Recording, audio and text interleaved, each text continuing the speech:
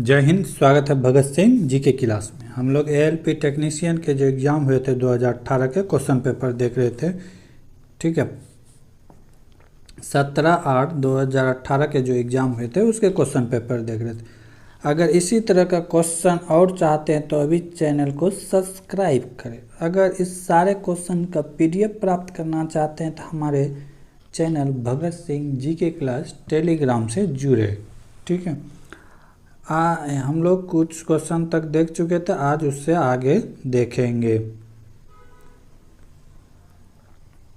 25 number तक हम लोग देख चुके थे, आज उससे आगे देखेंगे। आज का पहला क्वेश्चन है, वृद्धि हार्मोन कार्य क्या करता है? कहता है ग्रोथ हार्मोन फंक्शन, यानी कि वृद्धि हार्मोन का काम क्या है। तो वृद्धि हार्मोन का काम ये नहीं है कि हमेशा विकास का ही बढ़ावा दे, वो दोनों काम करते हैं। कभी विकास का प्रोत्साहन देता है तो कभी विकास को अवरोध भी कर देता है, तो दोनों करता है। ठीक ना, ये नहीं कि विकास यहाँ पे देखे प्रोत्साहन तो मार दिए, लेकिन ये गलत होगा। क्या काम करता है? दोनों करता है, ए और ए दोनों करता है। तो 4 नंबर ऑप्शन में वर्णन किया गया है। अगला क्वेश्चन, कौन सा स्थायी उत्तक एक पौधे को कठोर और मजबूत बनाता है? तो क्या है? स्क्लेरकाइमा। स्क्लेरकाइमा जो है एक उत्तक है जो पौधे को कठोर और मजबूत बनाते हैं। अगला क्वेश्चन, फरवरी 2018 से नोकिया कंपनी के भारतीय मूल के सीईओ कौन है? तो वो कौन है? राजीव सूरी। राजीव सूरी नोकिया कंपनी के सीईओ हैं। अगला क्वेश्चन,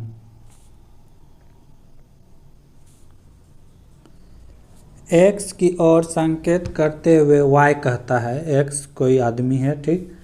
एक्स की ओर संकेत करते हुए क्या वाई कहता है? कहता है एक्स ही मेरी माँ की एकमात्र पुत्र का पुत्र है। वाई का कोई माँ है, ठीक। कहता है कि एक्स ही मेरी माँ, वाई की माँ का एकलौता पुत्र। एकलौता पुत्र कौन हो गया? खुद वाई ही हो गया। पुत्र के बेटे हैं, यानी कि वाई का बेटा ही है एक्स। ठीक है, तो फिर पूछता है कि वाई एक्स का क्या है? वाई जो है ये एक्स का कौन लगेगा? तो इसका कौन लगेगा? पिता लगेगा। कौन लगेगा? पिता लगेगा। तो राइट आंसर क्या होगा? पिता। अगर पूछता है कि एक्स वाई को क्या लगेगा तो इसका आंसर होता पोत, यानी कि बेटा। ठीक है, अगला क्वेश्चन, एक प्रसारण केंद्र से 71 × 10⁴ हर्ट्ज की आवृत्ति और 3 × 10⁸ मीटर पर सेकेंड की गति के साथ तरंगों को प्रसारित करता है, तो तरंगों का तरंग दैर्ध्य क्या होगा? पहले तो हम लोग जानेंगे कि सब चीज़ को क्या चीज़ से डोनेट करते हैं। आवृत्ति को एन से डोनेट करते हैं। आवृत्ति को क्या चीज़ से डोनेट करते हैं? एन से। ठीक है, आवृत्ति को एन से डोनेट करते हैं। वेग को भी से डोनेट करते हैं। ठीक है, तरंग दैर्ध्य को क्या चीज़ से डोनेट करते हैं? लैम्डा से। ठीक है, तरंग दैर्ध्य को क्या चीज़ से डोनेट करते हैं? लैम्डा से। ठीक है, तो अब यहाँ पे क्या पूछा है? तरंग दैर्ध्य। तरंग दैर्ध्य निकालेंगे कैसे? क्या क्या? वेग बराबर होता है, वेग बराबर होता है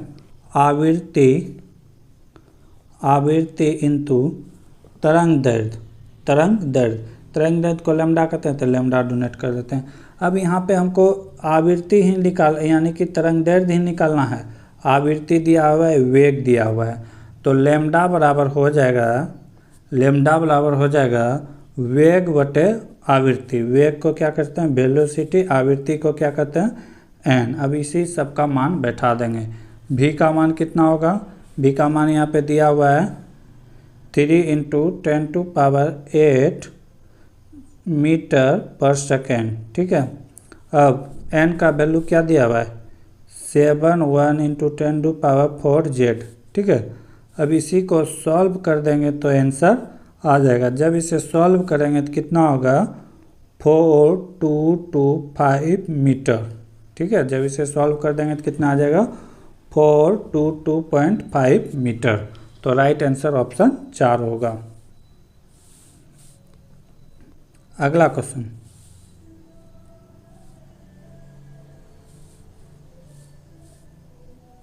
अगला क्वेश्चन कहता है कि मान ले कि निम्न चित्रों में प्रत्येक में संख्याएं एक समान पैटर्न का अनुसरण करती है, तो उस विकल्प का चयन करें जो बी में दिए गए प्रश्न चिन्ह को बदल सकता है। यानी कि यहाँ पे कौन सा अंक आएगा वही पूछ रहा है। ठीक है, तो यहाँ किया क्या गया है, तिरछा तिरछी जोड़ के घटा दिया गया है, तिरछा तिरछी जोड़ के घटा गया है। समझेंगे क्या किया गया, 101 प्लस 15 को जोड़ा है, कितना हो गया 116, और इधर 43 प्लस 35 को जोड़ा गया है, कितना हो गया 8, ये हो गया 7। अब इसको माइनस कर दिया गया है, माइनस करके यहाँ बीच पे लिख दिया गया है। इसको अगर माइनस करेंगे तो कितना होगा 38। तो सेम पैटर्न इसमें भी लागू होगा, सेम पैटर्न किस में लागू होगा, इसमें भी लागू होगा। तो वही करेंगे, कितना है 48 प्लस 184, ये दोनों को जोड़ देंगे, कितना हो जाएगा 12, 12 1 13, हाँ चलो चाहे 1 2, 232। अब ये वाले को जोड़ देंगे, कितना है 34 प्लस 56, दोनों को ऐड कर देंगे 0 8 1 9, इसमें से घटा देंगे 90, तो बचेगा कितना 90। तो ये बचा 2, ये यहाँ पे कितना हो गया 13, 13 में 9 हो गया, कितना बचेगा 4, यहाँ पे कितना है 1, 142। 142 क्या होगा, राइट आंसर होगा। देख लेते हैं 142 क्या है, राइट आंसर। अगला क्वेश्चन, निम्नलिखित से विषम की पहचान करें। यहाँ पे 4 डिफरेंट शब्द दिया गया है, क्या क्या है, वायु है, दूध है, मिश्र धातु है, जल है। तो इसमें वायु भी क्या है, मिक्सचर है, अनेक प्रकार के गैस का मिक्सचर है। दूध भी क्या है, मिक्सचर है। मिश्र धातु भी मिक्सचर है। लेकिन जल क्या है, यौगिक है। क्या है, यौगिक। यौगिक किसे कहते हैं, जो दो तत्व के निश्चित अनुपात से मिलने से बनता है। जल क्या चीज़ से बना है, H2O। इसमें हाइड्रोजन और ऑक्सीजन से ही मिलने से बनता है, वो भी निश्चित अनुपात में। तो इसीलिए यहाँ पे जल क्या होगा, डिफरेंट होगा। अगला क्वेश्चन, किसी परिपथ में विद्युत प्रवाहित किसके द्वारा संभव हो सकता है। तो क्या कहता है कि विद्युत किसके द्वारा, किसी परिपथ में विद्युत करंट जो धारा प्रवाहित होता है तो किसके कारण, वो इलेक्ट्रॉन के गति के कारण होता है। क्या कहता है, the motion of electron, electron के गति के कारण। तो पॉजिट्रॉन का कुछ नहीं है, न्यूट्रॉन का कुछ नहीं है, प्रोटॉन का कुछ नहीं है, वो किसके डिपेंड करता है, इलेक्ट्रॉन के गति पे। अगला क्वेश्चन, कौन सी उत्तर आकृति दी गई आकृति का सही दर्पण प्रतिबिंब बनता है। तो ये आसान सा क्वेश्चन है, ये मिरर दिया गया है, ये इधर है तो इसका अपोजिट हो जाएगा। तो इस और आसान कर दिया गया है, ये नहीं होगा, ये भी नहीं होगा, ये भी नहीं होगा। तो ऑप्शन एक ही बचा है जो इस और डायरेक्शन पे है, तो ऑप्शन डी राइट आंसर होगा। अगला क्वेश्चन, अगला क्वेश्चन क्या कर रहा है, x 94 प्रश्न के उत्तर देता है और उसे 141 अंक मिले हैं। यदि प्रत्येक सही प्रश्न के लिए 4 अंक दिए जाते हैं और प्रत्येक गलत उत्तर के लिए 1 अंक काट लिया जाता है तो दिए गए x द्वारा दिए गए गलत उत्तरों की संख्या कितना है। समझे, क्वेश्चन कर रहा है कि 94 क्वेश्चंस का आंसर देता है, 94 क्वेश्चंस का आंसर देता है, 94 का राइट आंसर देता है। लेकिन उसको नंबर आता है कितना, 141। कह रहा है कि एक सही उत्तर देने पर 4 अंक मिलता है, गलत देने पर 1 अंक काट लिया जाता है। तो हम लोग क्या करते हैं, माना कि गलत अंकों की से जो क्वेश्चन जो सही दिया तो उसका संख्या कितना है 4। तो क्या करेंगे, 94 माइनस x, ठीक है, गुना, मान लेते हैं कि x क्या दिया, गलत संख्या, गलत मान लिया कि गलत संख्या कितना क्वेश्चन का आंसर गलत दिया x। अब मान लेते हैं कि 94 सही दिया होगा, तो 94 × 4, क्योंकि एक सही पे 4 अंक, तो 4 से गुना कर दिए, फिर माइनस तो कर दिया। x क्या है, गलत क्वेश्चनों की संख्या है, यही सबका योग किसके बराबर है, 141 के बराबर। तब इसको अगर सॉल्व करेंगे तो कितना हो जाएगा, 94 इंटू 4, ठीक है, 94 इंटू 4 इधर हो जाएगा क्या, इसको गुना करेंगे तो ये हो जाएगा 4x माइनस एक्स, ठीक है। कोई दिक्कत, यहाँ पे गुना किए, एक बार इससे एक बार इससे, बराबर कितना है 141, ठीक है। अब इसे अगर सॉल्व करेंगे, इसको गुना करेंगे तो कितना आएगा 376, 376 इसको इधर ला देंगे, माइनस का हो जाएगा तो कितना हो जाएगा 141।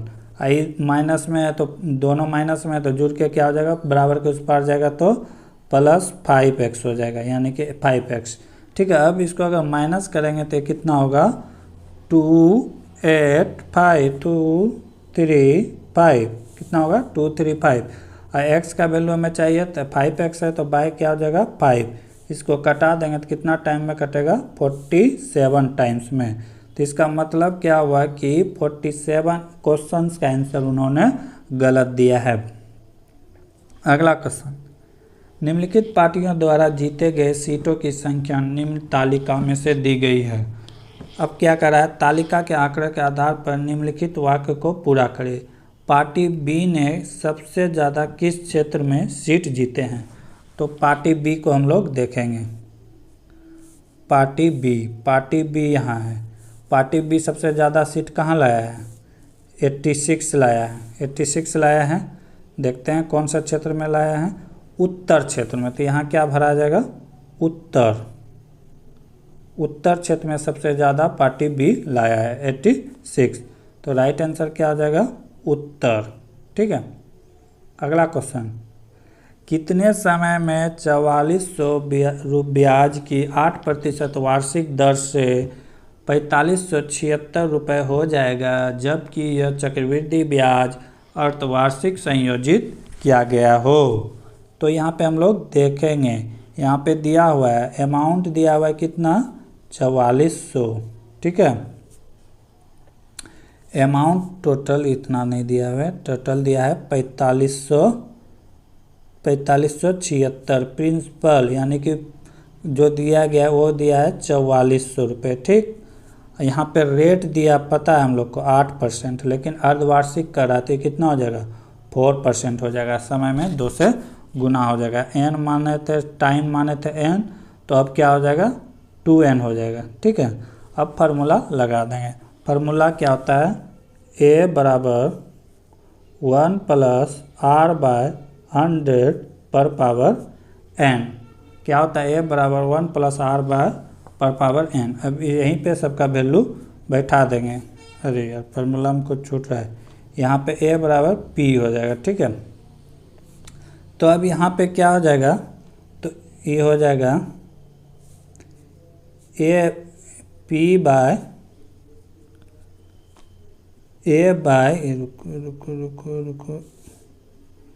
बाय p बराबर 1 प्लस r/100 पर पावर n।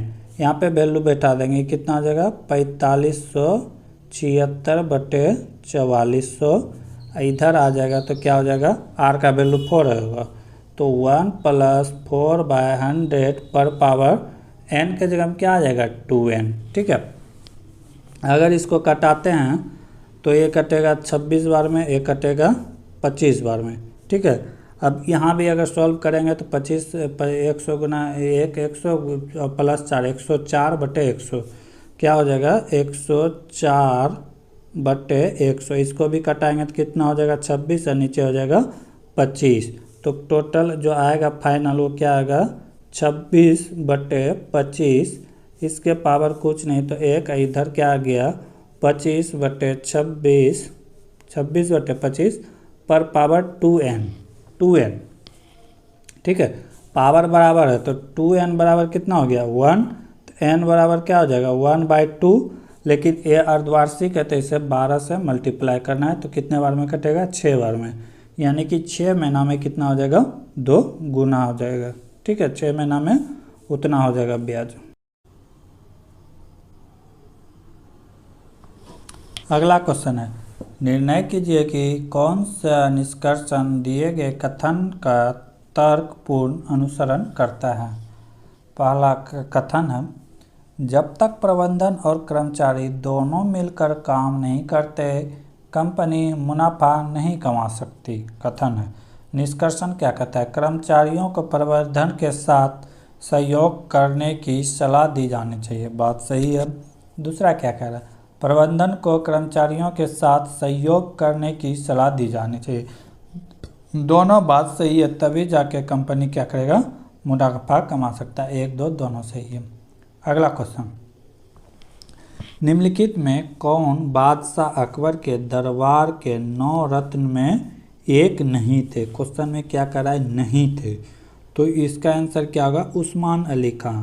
अबुल फजल भी थे, फ़कीर अजीज दीन थे और राजा टोडरमल भी थे, लेकिन कौन नहीं थे, उस्मान अली खां। अगला क्वेश्चन, दिए गए चित्र में प्रत्येक का सिर्फ एक बार उपयोग करके दिए गए 3 समूह को विभाजित किया गया है, तो ये 3 समूह निम्नलिखित में कौन है।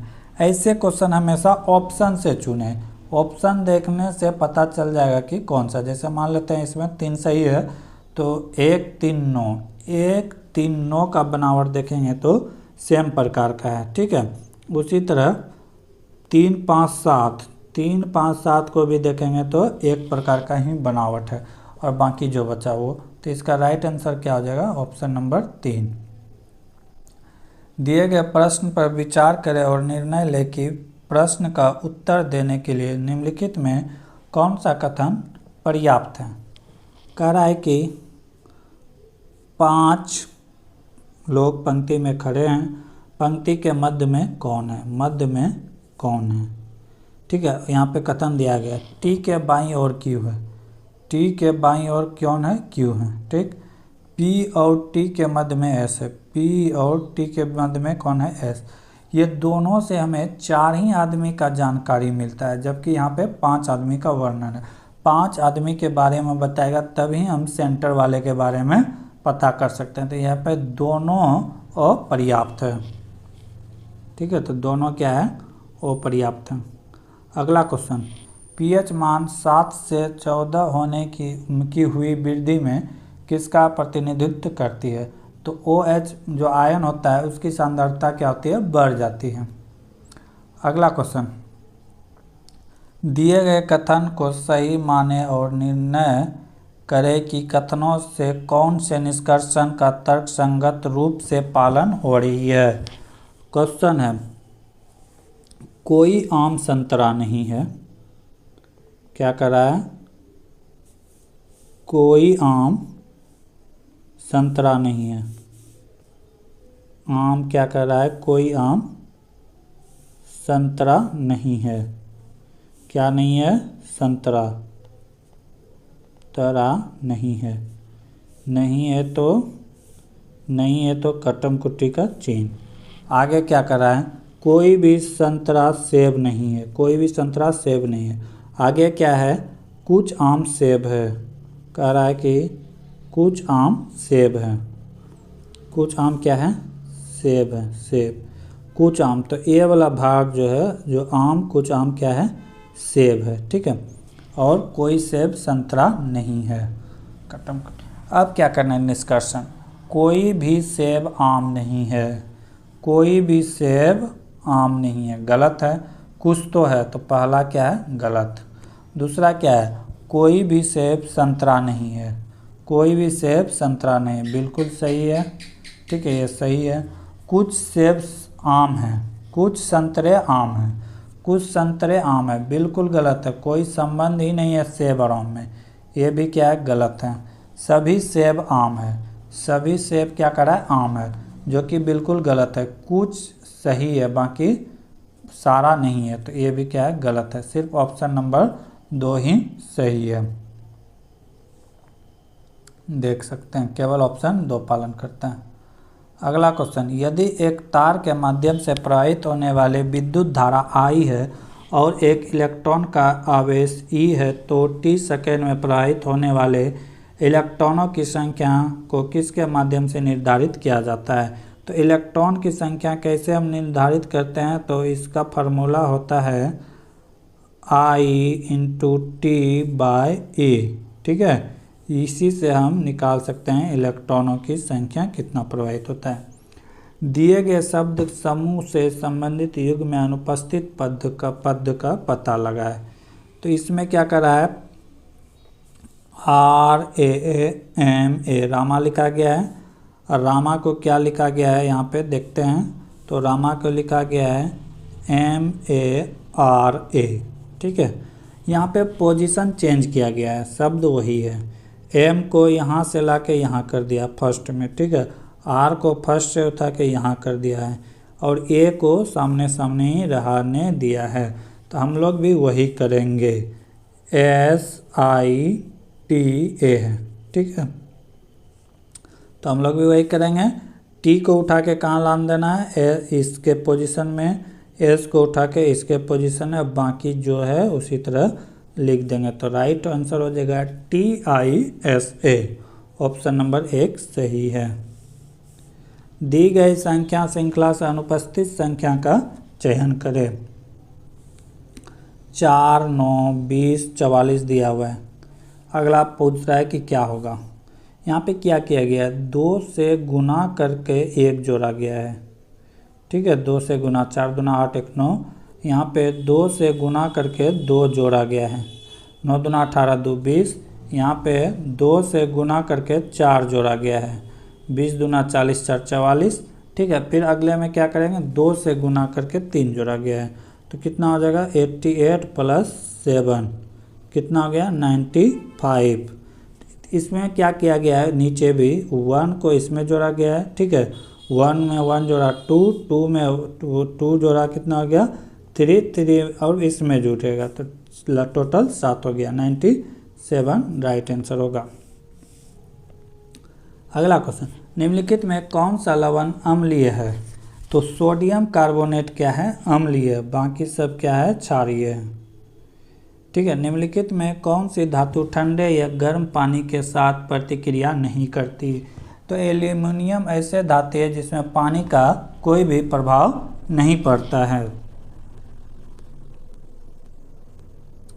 अगला क्वेश्चन है, दी गए प्रश्न आकृति में उत्तर आकृति में से सन्निहित उत्तर आकृति कौन सा है। अब ए वाला फिगर दिया हुआ है, ठीक है। इसको चारों में से चुनना है।